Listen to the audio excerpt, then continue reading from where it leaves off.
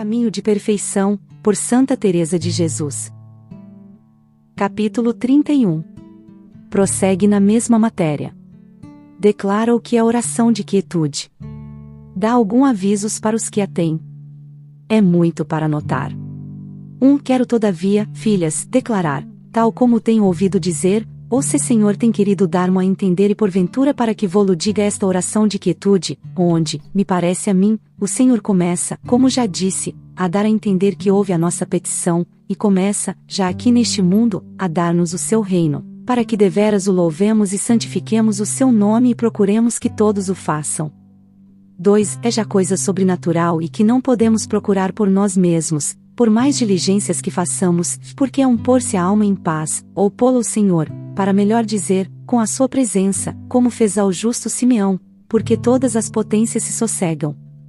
Entende a alma, de um modo muito diverso do entender com os sentidos exteriores, que já está ali junto, mesmo ao pé de Deus, que, com mais poucochinho, chegará a estar feita uma mesma coisa com ele por união.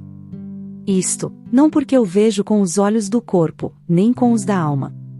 O justo Simeão também não via do glorioso menino pobrezinho, mais do que as faixas em que o levavam envolto e a pouca gente que ia com ele na procissão, que mais puder, julgá-lo filho de gente pobre, que filho do Pai Celestial, mas o mesmo menino deu-se-lhe a conhecer.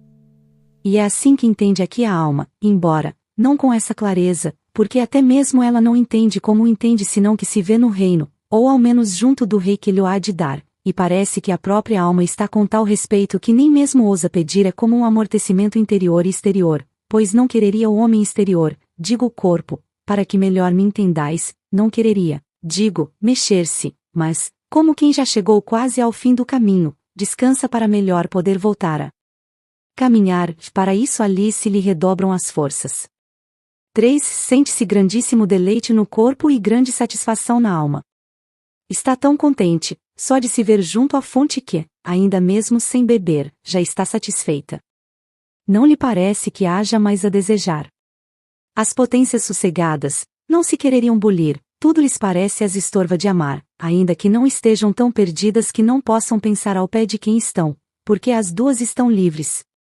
Aqui só a vontade é a cativa e, se alguma pena pode ter, estando assim, é por ver que há de voltar a ter liberdade. O entendimento não quereria entender mais de uma coisa, nem a memória ocupar-se em mais. Aqui veem que só está é necessária, todas as mais perturbam. Não quereriam que o corpo se movesse, porque lhes parece que hão de perder aquela paz e assim não ousam mexer-se, dá-lhes pena o falar, e em dizer a Pai Nosso uma vez, vai-se-lhes uma hora. Estão tão perto que veem que se entendem por sinais. Estão no palácio, junto do seu rei, e veem que ele já lhes começa a dar aqui o seu reino. Não lhes parece estar no imundo nem o quereriam ver nem ouvir, senão a seu Deus. Nada lhes dá pena, nem parece que possa dar.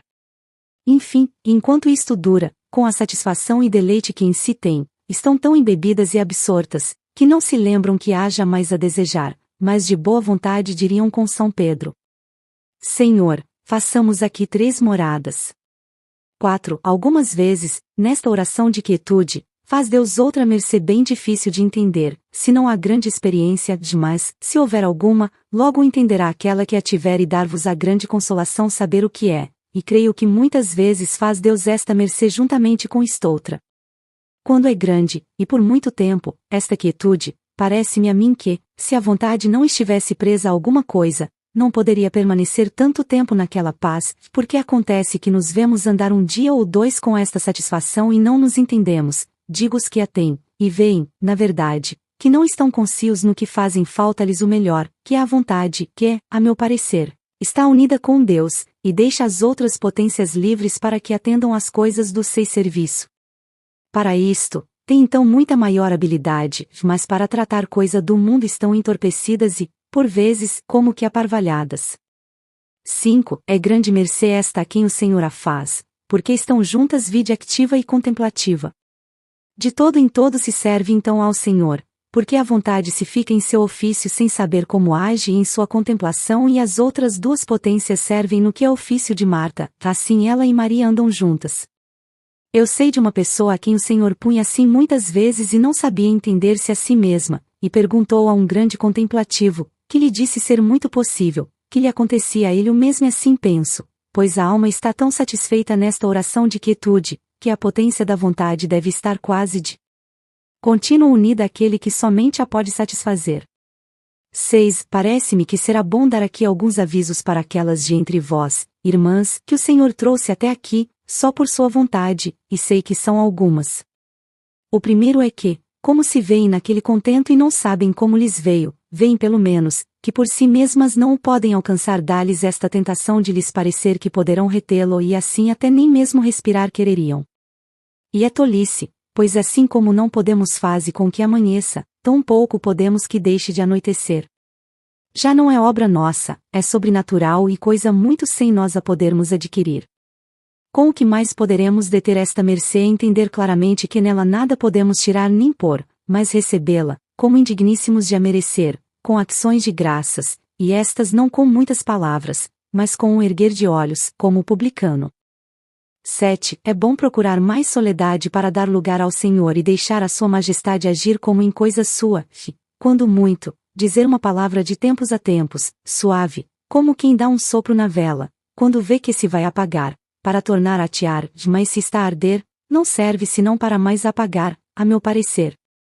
Digo que seja suave o sopro, para que, em concertar muitas palavras com o entendimento, não se ocupe à vontade. 8. E notai bem, amigas, este aviso que agora vos quero dar, porque vos vereis muitas vezes às voltas com estas duas potências sem vos poder desvaler.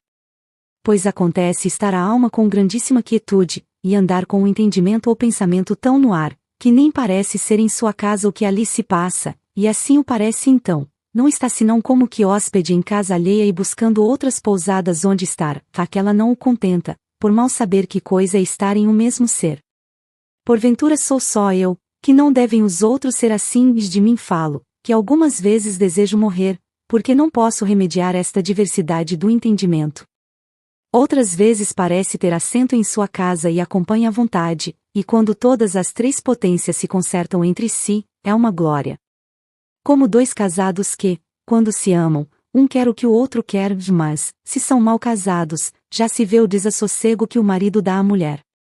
Nestas condições, quando a vontade se vir nesta quietude, não faça mais caso do entendimento que de um louco, porque se o quer trazer a si, forçosamente se há de ocupar e inquietar algum tanto. E neste ponto de oração tudo será trabalhar e não ganhar mais, mas sim perder o que lhe dá o Senhor sem qualquer trabalho seu. 9. E adverti muito a esta comparação, que me parece quadra muito bem. Está a alma como uma criança que ainda mama, quando está aos peitos de sua mãe, e esta, sem que a criança mova os lábios, lhe deita o leite na boca para regalar. Assim é nisto, sem trabalho do entendimento está a vontade amando e quer o Senhor que, sem o pensar, entenda que está com ele, e que só engula o leite que sua majestade lhe põe na boca e goze daquele suavidade, conheça que lhe está o Senhor fazendo aquela mercê e goze de a gozar, mas não queira entender corno a goza, e o que é que goza, descuide-se por então de si mesma, pois aquele que está junto dela não se descuidará de ver o que lhe convém. Porque, se vai pelejar com o entendimento para que, trazendo-o consigo, ele tome parte no seu gozo, não o pode de forma alguma. Forçosamente deixará cair o leite da boca, e perde aquele mantimento divino. 10. Nisto difere esta oração de quando toda a alma está unida com Deus, porque, então, nem mesmo tem o trabalho de engolir o mantimento de dentro de si, sem entender como, lhe opõe o Senhor. Aqui, parece querer que a alma trabalhe um poucochinho, ainda que é com tanto descanso, que quase não se sente. Quem a atormenta é o entendimento, o que este não faz quando é a união de todas as três potências, porque então as suspende aquele que as criou, e com o gozo que lhes dá, ocupa todas sem elas saberem como, nem o poderem entender.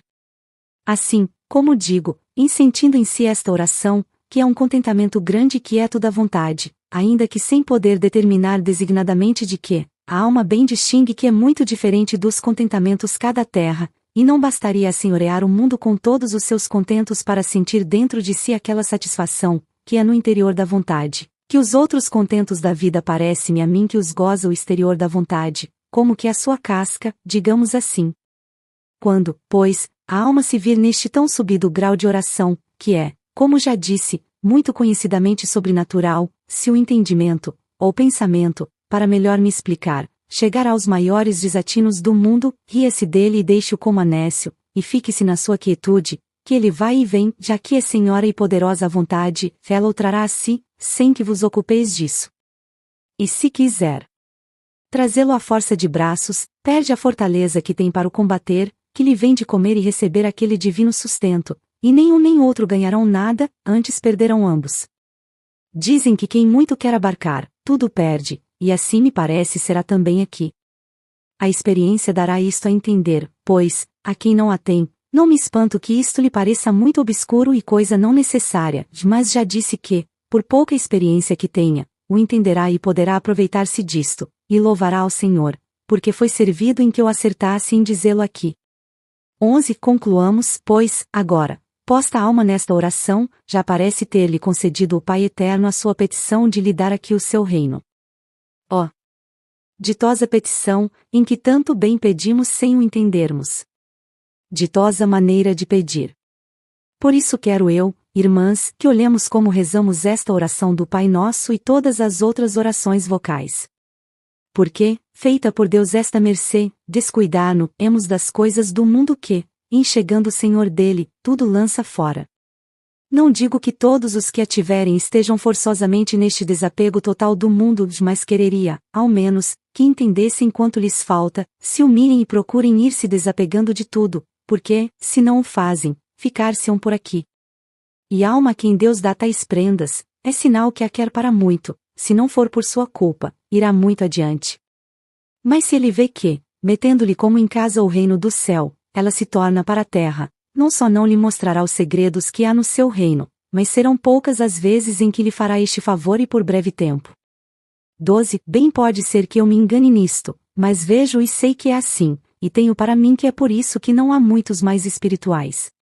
Porque, como não correspondem nos serviços, conforme a tão grande mercê, pois não tornam a preparar-se para recebê-la, mas tiram das mãos do Senhor a vontade que já lhe tinham dado por sua e a põem em coisas baixas, vai-se ele a buscar aonde o queiram para dar mais, ainda que não tire de todo o que deu, quando vivem com a consciência limpa. Mas há pessoas, e eu fui uma delas, que as está o Senhor enternecendo e dando-lhes inspirações santas, e luz do que tudo é, e enfim, dando-lhes este reino e pondo-as nesta oração de quietude, e elas fazendo-se surdas. Porque são tão amigas de falar e de dizer muitas orações vocais muito depressa, como quem quer acabar uma tarefa, pois já tomaram à sua conta o dizê-las todos os dias, que embora, como digo, o Senhor lhes ponha o seu reino nas mãos, não o recebem e pensam que, com o seu rezar, fazem melhor, e distraem-se. 13 Isto, não o façais, irmãs, mas ficai de sobreaviso, para quando o Senhor vos fizer esta mercê. Olhai que perdeis um grande tesouro, e que fazeis muito mais com uma palavra do Pai Nosso, dita de quando em quando, do que em dizê-lo muitas vezes à pressa. Aquele a quem pedis, está muito perto de vós, não deixará de vos ouvir. Crede que este é o verdadeiro louvar e santificar o seu nome, porque já, como de sua casa, glorificais ao Senhor e o louvais com mais afecto e desejo, e parece que não podeis deixar de o servir.